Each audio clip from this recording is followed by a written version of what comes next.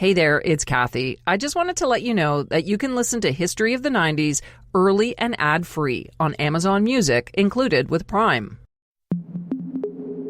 When the lights came up on Gianni Versace's 1991 fall fashion show in Milan, there was electricity and excitement in the air. Instead of sending out the usual single model, the Italian designer sent out models in packs. Long-legged women with bouncy hair sauntered down the runway in 2s and 3s while wearing Versace's newest collection. The showstopper was the finale, when 4 beautiful young women, linked arm in arm, made their way down the catwalk, laughing and smiling as they lip-synced the words of a pop song that blasted from the speakers. It was the launch of a 90s phenomenon that is as symbolic of the decade as tabloid television and the launch of the internet, but a lot more glamorous. I'm Kathy Kenzora, and this is History of the 90s, a podcast about a decade that changed the world. On this episode, we look back at the reign of the supermodels.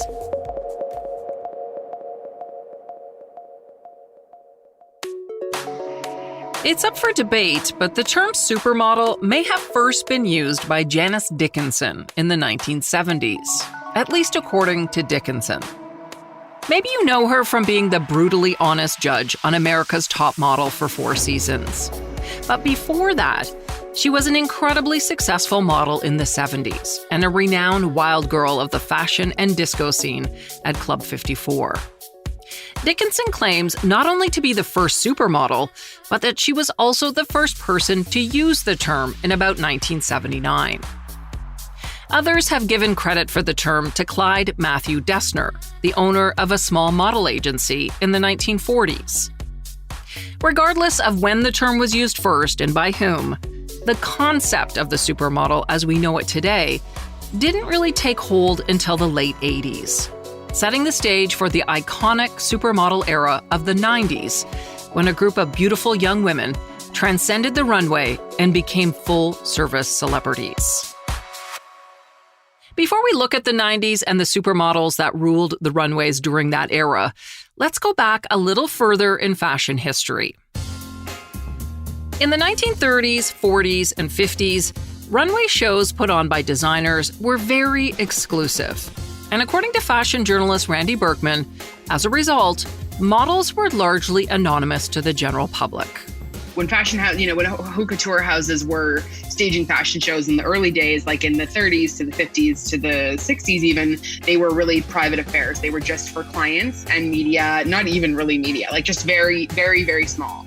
Obviously, this is pre-video, but photos were pretty not super common, and it was a really insular world. Of course, there was the occasional model who broke through and became household names. Think Twiggy in the 1960s. But it really wasn't until the 80s that models began to infiltrate the mainstream in a noticeable way. And that's partly because of a major industry change: the mass marketing of fashion. Designers started licensing their names and manufacturing moderately priced lines that were affordable to more shoppers.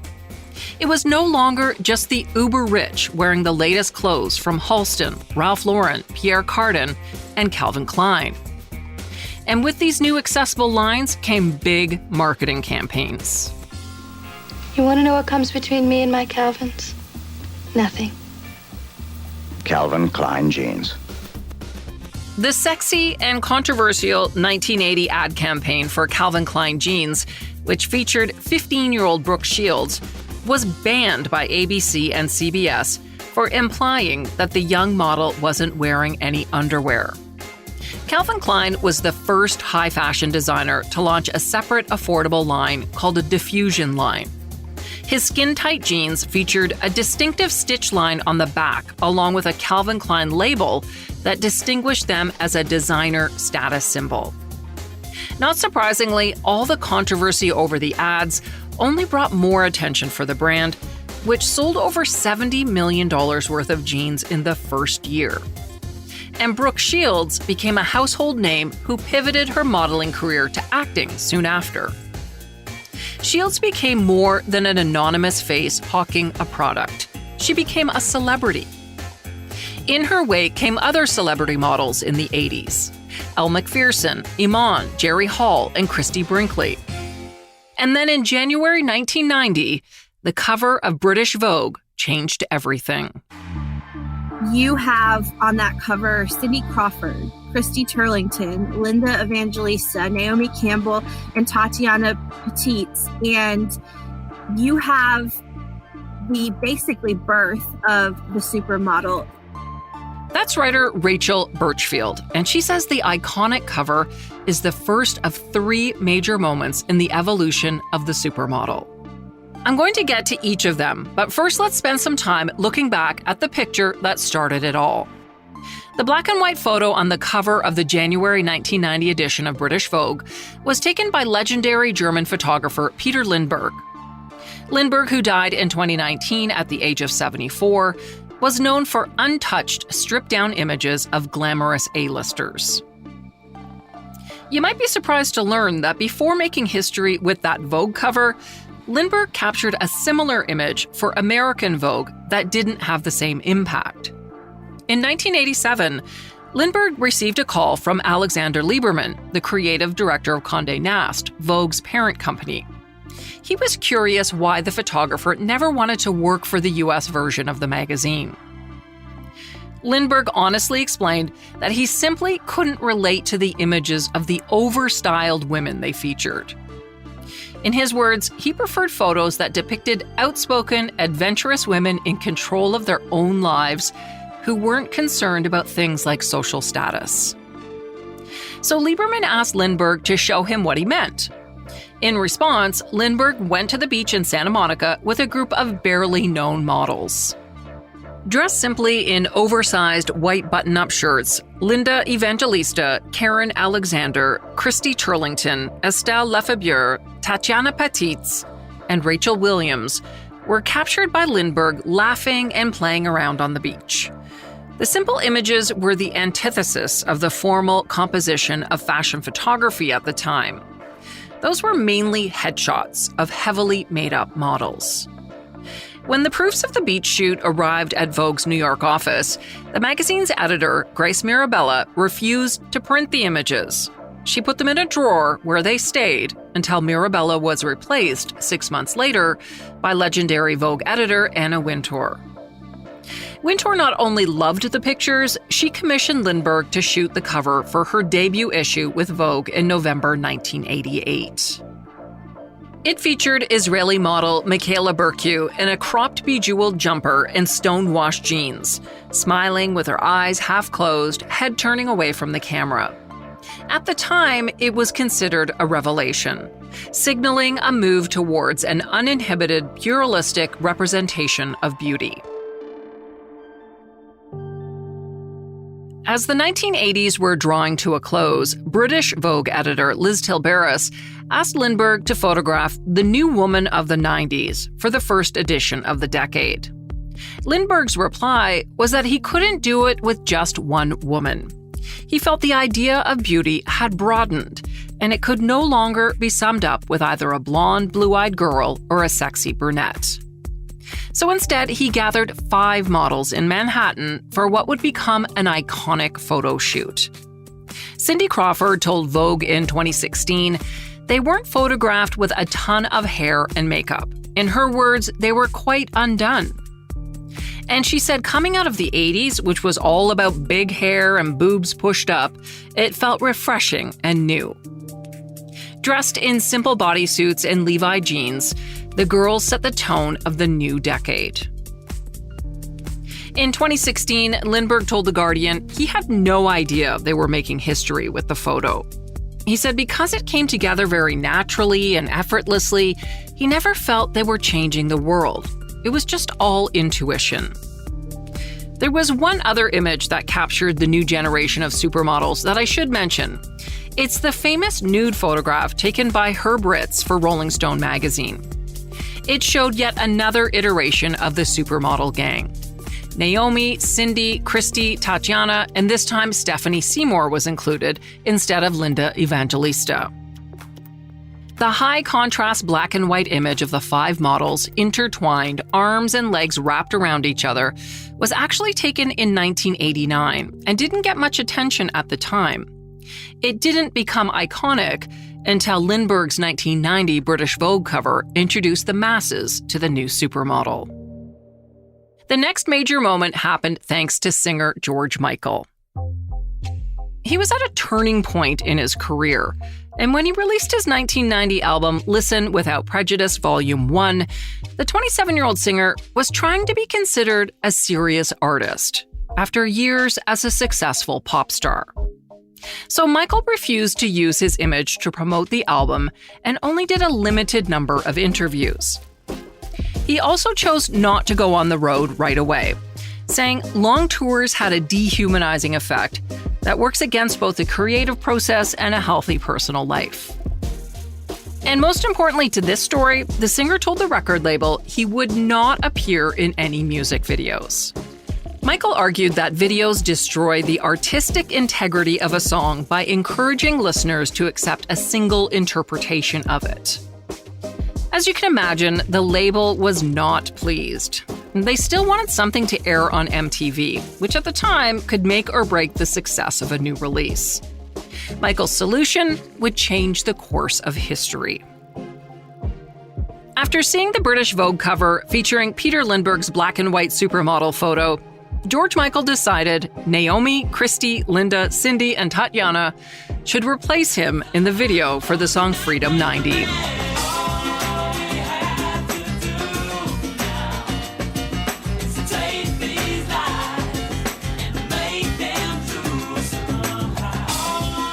Freedom 90 addressed Michael's struggles with identity, artistic growth, and stardom.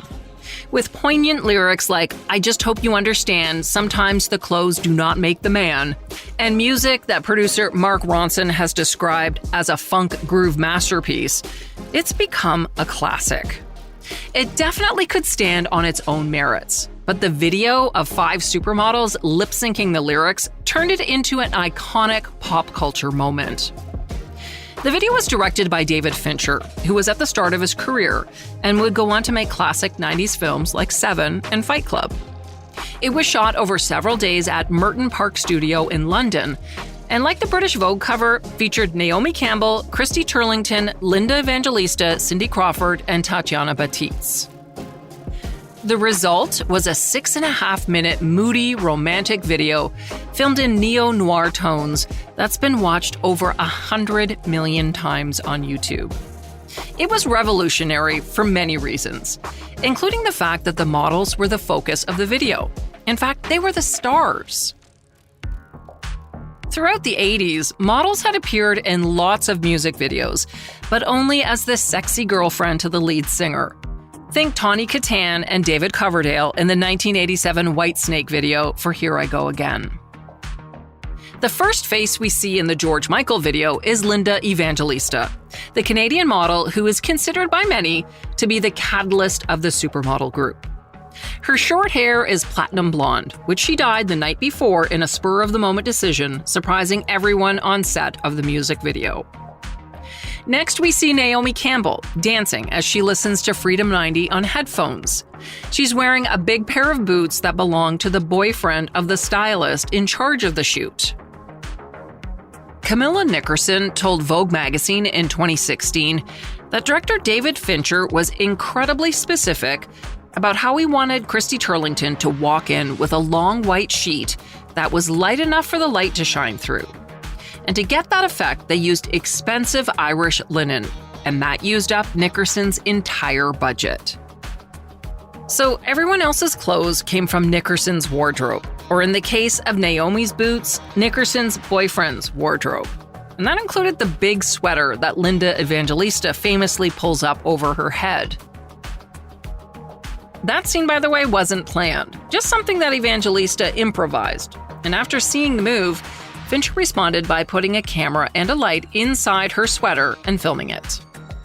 When the video was released, it introduced the new 90s supermodel to the entire MTV generation and caught the eye of a famous designer who would create the third and possibly the ultimate supermodel moment. In March 1991, legendary fashion designer Gianni Versace closed his couture show in Milan with Linda, Christy, Naomi, and Cindy marching down the runway in black, orange, and yellow mini dresses, lip-syncing to George Michael's Freedom, reminiscent of the song's music video. Michael was in the front row watching as the girls strutted down the runway with his video projected behind them. Here again is writer Rachel Burchfield. Gianni Versace as a designer was iconic and brilliant, but he also was very tapped into music.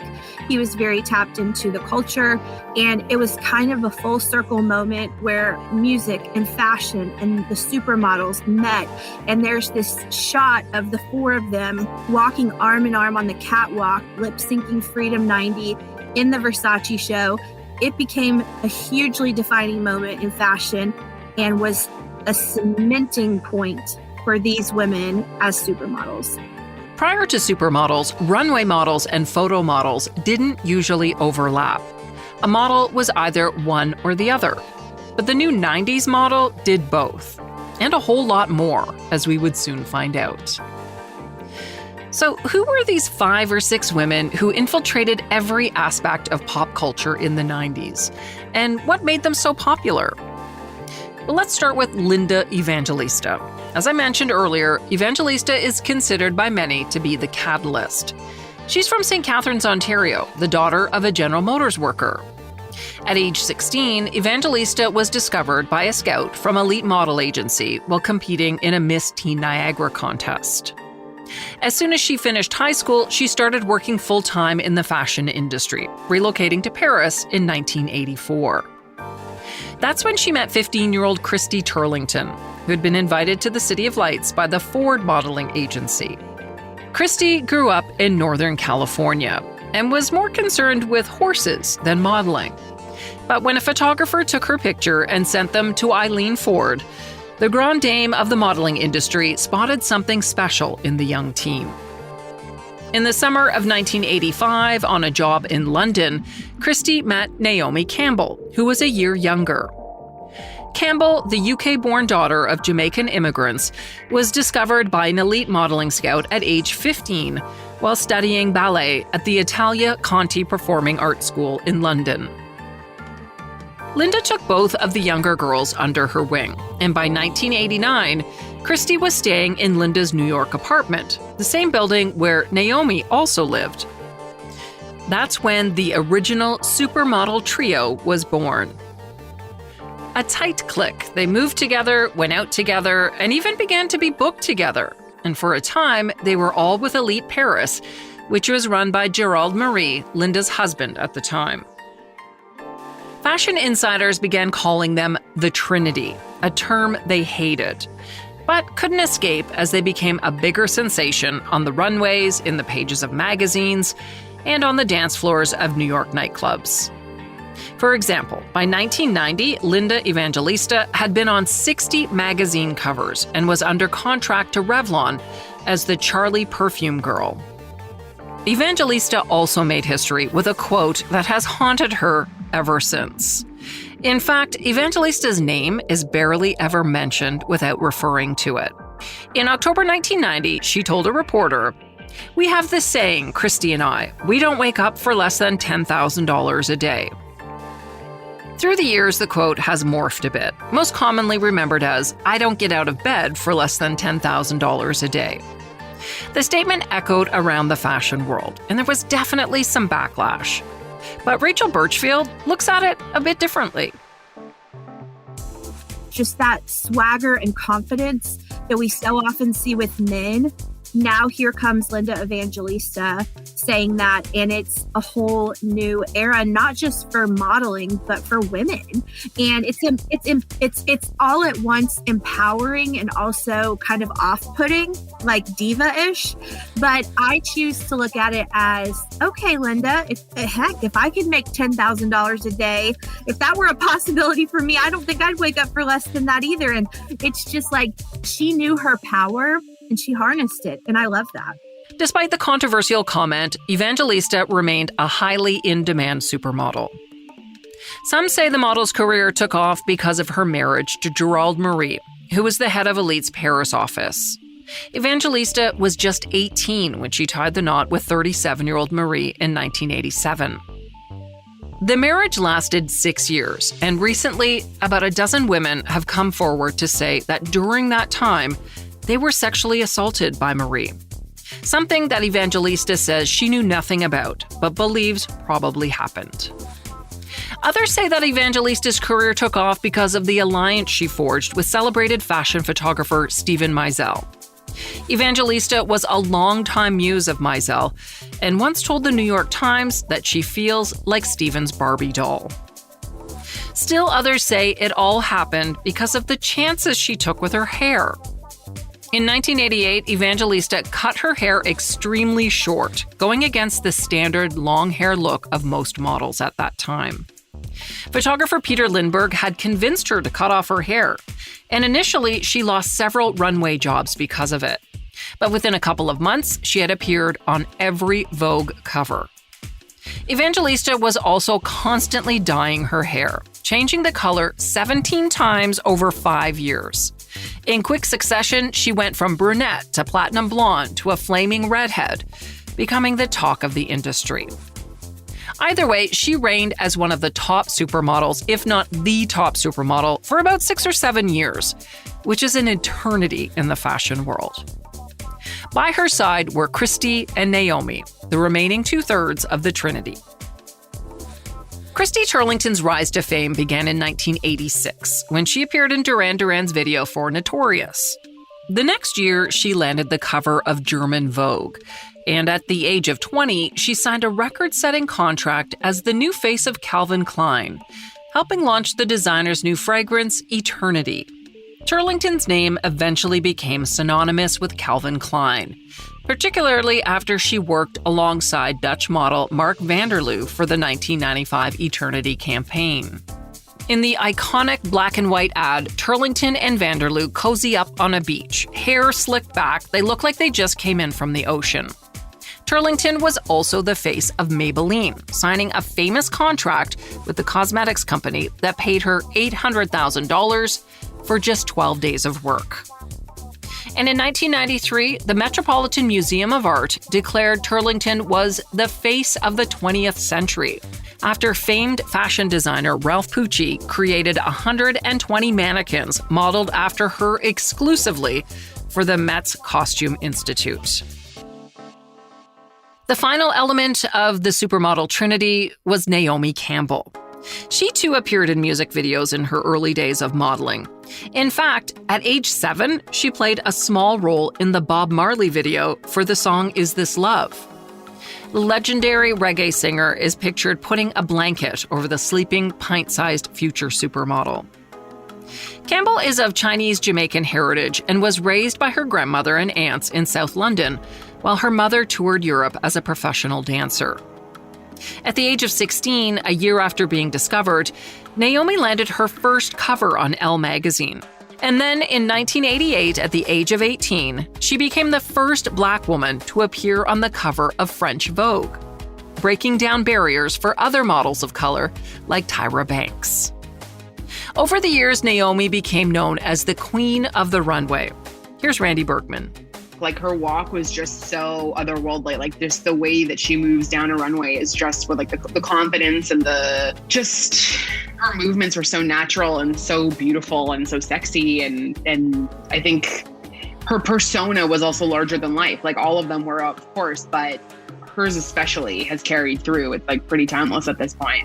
But despite her obvious talent and stunning looks, Naomi Campbell had to fight against being racially sidelined through her career. Campbell has said that she felt she needed to be twice as good as a white model to be considered. Campbell has also revealed that one of the reasons she kept booking shows despite industry racism is that fellow members of the supermodel trinity, Linda Evangelista and Christy Turlington, refused to walk in shows without her. At the beginning of the 90s, the three women known as the Trinity seemed to be everywhere, becoming as big or bigger than movie stars. Not only were they modeling, they were also in music videos, on talk shows, and seen hanging around together in the pages of celebrity magazines. Eventually, the Trinity was expanded to the Big Five. bringing Tatiana Petitz and Cindy Crawford into the supermodel fold. Tatiana Petitz was born in Hamburg, Germany, and was first discovered by photographer Peter Lindbergh at the age of 17, and then moved to California to pursue modeling. She's been called the most mysterious of the supermodels, partly because, of the 5, she is the only one who didn't really become a household name. She was eventually replaced in the Big 5 by German model Claudia Schiffer. But Tatiana was certainly no less beautiful than the others, with her cat-like eyes and her perfect bone structure. And like the other supers, she was the face of numerous coveted campaigns, including Chanel, Calvin Klein, and Versace. The 5th member of the Big 5, on the other hand, may be the most well-known. Here's Rachel Burchfield. The one that I remember the most is Cindy Crawford, because she was a Midwestern girl like me. She's from Illinois. I'm from Kansas. She was bread and butter, America's sweetheart. I remember watching her on MTV's House of Style, which was a whole other... That was very different too, because you did not see supermodels or models hosting TV programs. And so then you've got Cindy Crawford for 6 years, from 1989 to 1995, on House of Style, and that 1992 iconic Pepsi commercial that she was in the Super Bowl. I can still see that in my mind right now. And so I would have to say Cindy Crawford to me is just like forever the ultimate supermodel. Cindy Crawford's rise to fame began in 1982, when she won the Look of the Year contest held by the Elite Modeling Agency. And although she was considered an all-American girl, she was not the typical blonde that had dominated modeling for the past 30 years. Crawford had brown hair, brown eyes, and an olive complexion. Plus, she had a more curvy, athletic build. And of course, that famous beauty mark near her mouth. Early on, some potential clients wanted her to remove the mole, but she always said, no way. Make no mistake, though, Crawford wasn't just a pretty face. She studied chemical engineering at Northwestern University before dropping out to pursue a career in modeling. Crawford was also a shrewd businesswoman. When she didn't jive with Sports Illustrated producers, Crawford shot her own swimsuit calendar in 1992 and gave a portion of the proceeds to charity. An exercise video called Shape Your Body followed later that year, which was mainly Cindy on a beach in a bathing suit with her perfect hair and body, lifting little hand weights. Now lean forward. We're going to give our biceps and shoulders a little break, elbows up and kick back. Crawford was also one of the first models to sign a big endorsement deal that went beyond the fashion or cosmetics world. The 1992 Pepsi commercial that Rachel mentioned shows Cindy in cut-off jeans and a tank top, getting out of a bright red Lamborghini and walking over to a Pepsi vending machine. 2 young boys watch in awe as she chugs back a cold can of Pepsi. Is that a great new Pepsi can or what? Introducing a whole new way to look at Pepsi and Diet Pepsi. It's beautiful. The ad won a prestigious Clio Award in the soft drink category for the BBDO ad agency, which stated they picked Crawford for the ad promoting Pepsi's new look because of her all-American looks and her personality. A BBDO executive said they tried lesser-known models, but the magic just wasn't there. Pepsi wasn't alone. More and more companies were going with one of the 5 supermodels for high-profile campaigns. The New York Times reported in 1992 that recession-wary marketers trying to save money by cutting back on the number of ads they run were hiring more expensive models that would definitely get noticed. They wanted more bang for their buck, and supermodels like Cindy Crawford were a guaranteed no-brainer. The result? Consumers were seeing the same 5 faces over and over, promoting everything from perfume to purses. In addition to Pepsi, Cindy Crawford appeared in ads for Revlon and Capizio bags. And as Rachel mentioned, she hosted the hugely popular MTV show House of Style. Hi, I'm Cindy Crawford. Welcome to House of Style, coming to you this time from Paris. This city is always buzzing with style and glamour, but even more so right now, as press and fashion buyers from all Crawford over the seemed world to be everywhere, appearing not only in fashion magazines, but also in Playboy, GQ, and Sports Illustrated. Prince even wrote a song about her called Cindy C.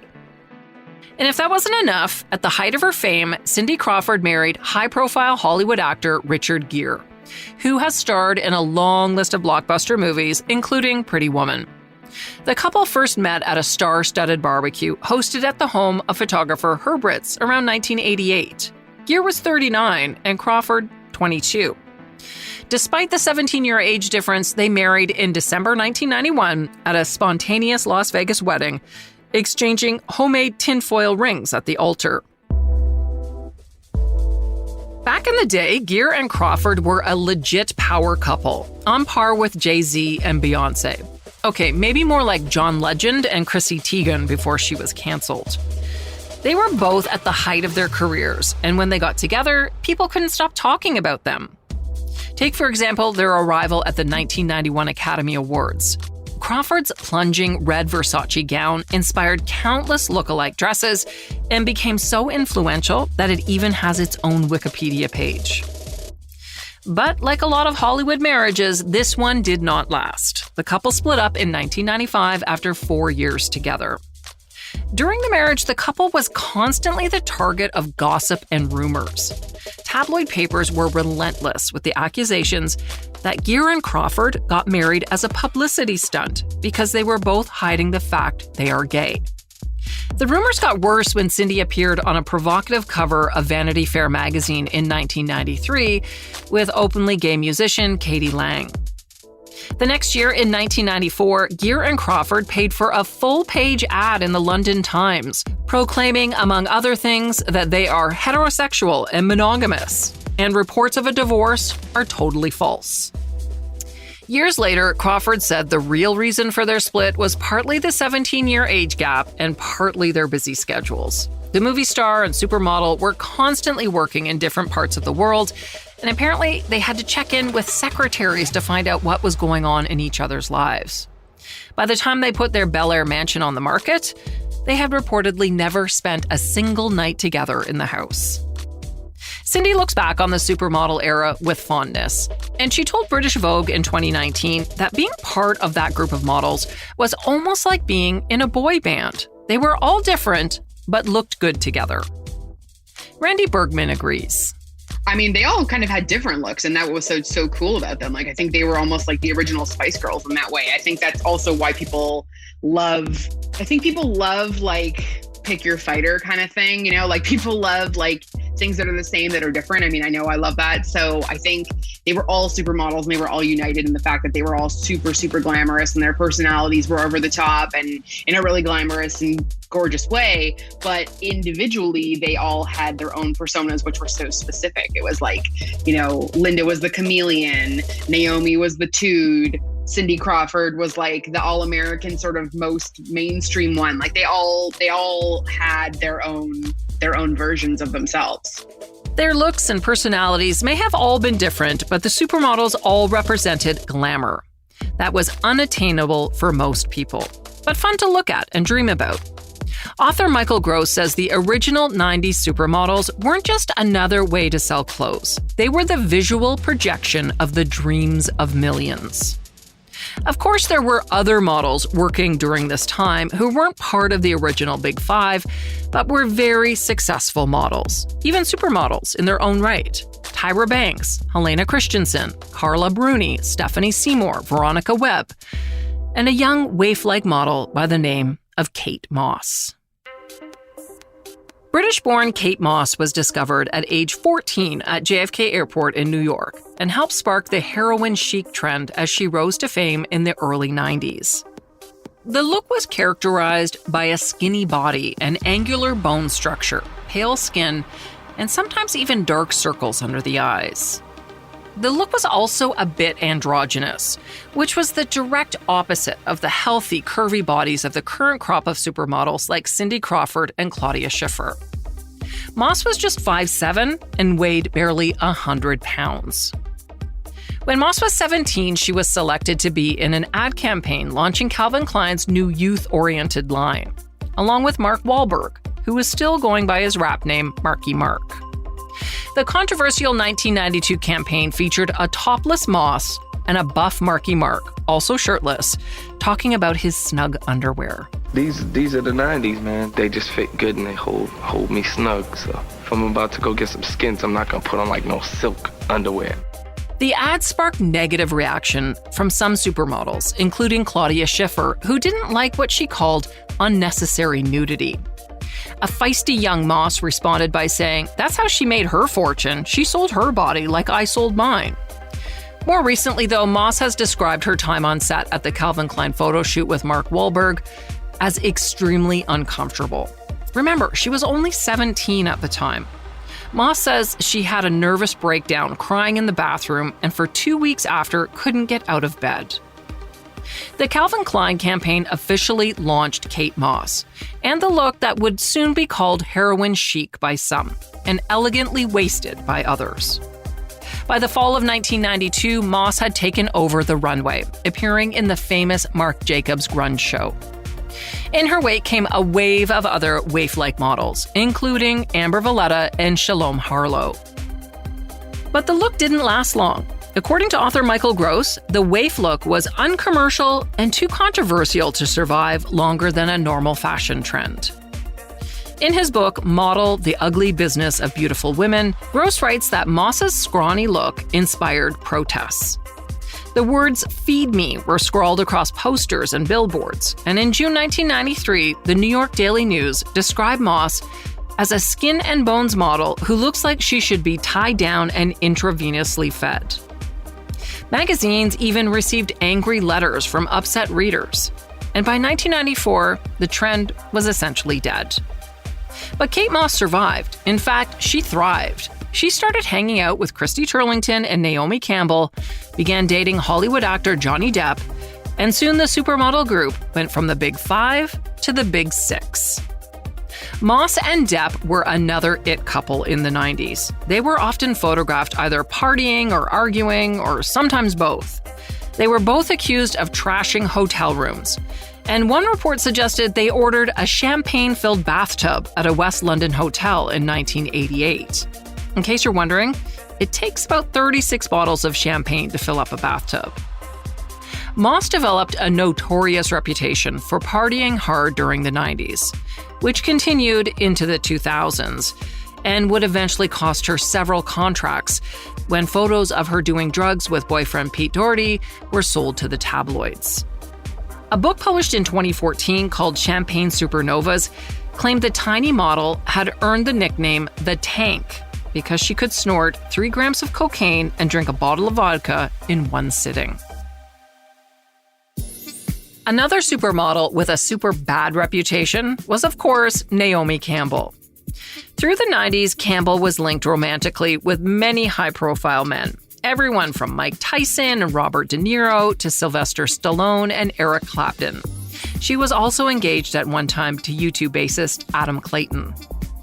Through the 90s, there were frequent media reports about Campbell's diva-like behavior and her angry outbursts directed at hotel employees, airport staff, and assistants. In 1993, Campbell was fired by Elite Modeling in a very public way. Agency founder John Casablancas faxed a letter around the world to all of the company's clients, stating, "To whom it may concern, please be informed that we do not wish to represent Naomi Campbell any longer. No amount of money or prestige could further justify the abuse that has been imposed on our staff and clients. All who have experienced this will understand." Looking back now, it's ironic that Casablancas would call out Naomi's behavior when he himself was engaged in some pretty disturbing activity. According to The Guardian, Casablancas, who moved in social circles with Jeffrey Epstein and Donald Trump, was notorious for sleeping with his teenage models. For example, in 1983, he had a public relationship with model Stephanie Seymour. Casablancas was 41, Seymour just 15. But getting back to Naomi Campbell, in recent years, she's become an activist and a philanthropist, but is still often saddled with her diva identity. It's hard not to consider whether that identity was partly shaped by a media and public that played into the angry black woman trope. Sure, Campbell misbehaved in the 90s, but so did the likes of Mark Wahlberg and Hugh Grant, but they have long since been forgiven. Campbell herself told Harper's Bazaar in 2020 that the angry black woman label has been used against her many times. She says in an effort to silence her. Her response? Well, here I am. The 90s supermodel moment really began to wind down around 1995. Most of the supers had grown too big for the fashion world and were mostly absent from runways. They were too busy filming movies, hosting TV shows, and recording pop records. Don't call me babe, don't call me sister. I'm a baby woman. That's Naomi Campbell singing Baby Woman on her 1994 album by the same name that was widely panned by critics and the public. Some of the supers even got into the restaurant business.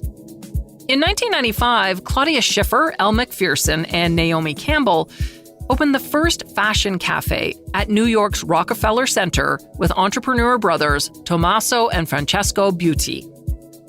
The fashion cafe was a kitschy tourist spot, a lot like the Hard Rock Cafe, with lots of fashion memorabilia and very little emphasis on the food. The grand opening of the New York location attracted fashion and Hollywood elite, like Gianni and Donatella Versace, Tyra Banks and Eileen Ford, as well as Stephen Baldwin, David Copperfield, the Wayans brothers, and Jon Stewart. At the opening, Schiffer told reporters, "It's our baby. We make all the decisions. The difference between the girls today and models of the past is that we are not only interested in fashion, we are going in so many different directions at once. We work harder at night and on the weekends." 3 months later, things were going so well that Christy Turlington decided to come on board, and soon 7 more locations were added in places like London, Jakarta, and New Orleans.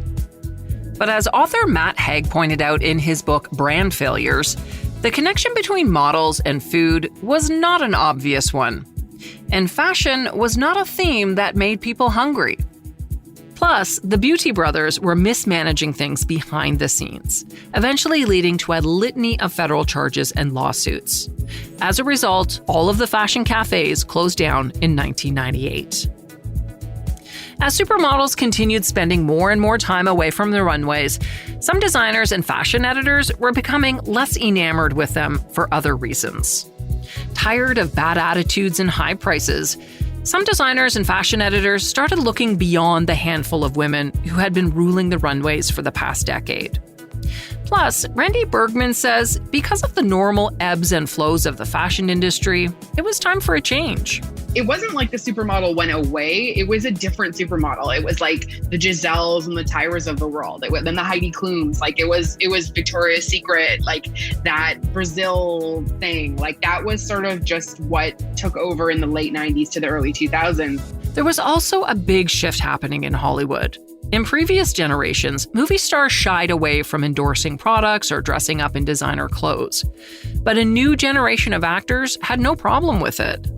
Soon, Revlon signed Halle Berry and Salma Hayek, and Kyra Sedgwick was featured in ads for Saks Fifth Avenue. The final blow came in 1998, when the all-important September issue of Vogue magazine featured actor Renee Zellweger on its cover. She was the first non-model to appear on the front of the magazine, and for many, it signaled the end of the supermodel era. Here's writer Rachel Burchfield. Tawny Goodman of Vogue said, why not put these movie stars on the cover? Because then you get people that were going to read about fashion anyway, right? And these models might be on the inside of the magazine, but now you've also hooked people that are interested in this celebrity, like Kirsten Dunst or Julia Roberts or Sandra Bullock or Meg Ryan or someone like that. And so, that started to become more the norm on magazine covers. By the end of the 90s, most of the original supermodels had already moved on. Linda had retired, Christy went to college, and Cindy retreated to Malibu with her second husband, Randy Gerber. Claudia traded in the high-profile American magician, David Copperfield, for the low-key English film director, Matthew Vaughn, whom she married in 2002. And they all became mothers. In the 20 years since then, many new models have come and gone. following in the path laid out by the women of the 90s. They paved the way for the multi-purpose model who doesn't just walk in fashion shows. But until recently, few have become household names. Now, with Kendall Jenner, the Hadid sisters, and even Kaya Gerber, Cindy Crawford's daughter, it feels like a slight return to the era of the supermodel. Just slightly, though. That's because none of today's models have managed to capture the public's imagination like the 90s supermodel. Writer Rachel Burchfield blames it on social media. She says models today are just too accessible to have the same impact. I mean, especially Kendall Jenner, my gosh, I feel like I know everything about her life since she was 10 years old because of Keeping Up with the Kardashians. But, there's a point where there is that air of mystery, and that is so compelling. And that is why we were so compelled by these women that we don't have anymore. We know all about Gigi and Bella and Kendall and even Kaya. And that's fine, but there will never be another 90s supermodel. That is a class all its own. The Jenners and the Hadids of today may not have the same impact or name recognition as the supermodels of the 90s, but today's runway queens have something else to hang their hat on. Big salaries. According to Forbes, Kendall Jenner was the top earning model in 2018, earning $22.5 million in 12 months. Linda Evangelista's comment that she doesn't get out of bed for less than $10,000 seems almost quaint, doesn't it? As for the 90s supers, they walked the runway together again in 2018 in a bold tribute to Gianni Versace on the 20th anniversary of his death. For the finale of the runway show, his sister Donatella gathered the original supers once again. For that show, Cindy was flanked by Naomi Campbell, Elena Christensen, Carla Bruni, and Claudia Schiffer, as they closed the show marching down the catwalk in Milan to the tune of George Michael's Freedom 90, just like they did almost 30 years earlier. Missing that night, but not forgotten, were Linda Evangelista, Tatiana Petitz, and Christy Turlington, the other 3/5 of Michael's original supermodel-filled music video. Thanks for listening to this look back at 90s supermodels. It's great to be back after a summer break, and we have lots of great shows planned for you this fall. So please make sure to subscribe to History of the 90s so you never miss an episode.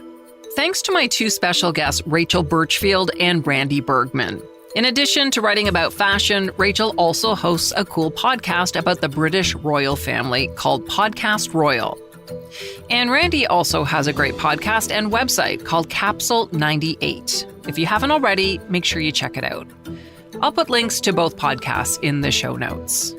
If you've got an idea for an episode, please let me know. You can reach me through Twitter and Facebook at 1990s History and on Instagram at That 90s Podcast. You can also email me anytime at 90s@curiouscast.ca. That's 90s@curiouscast.ca.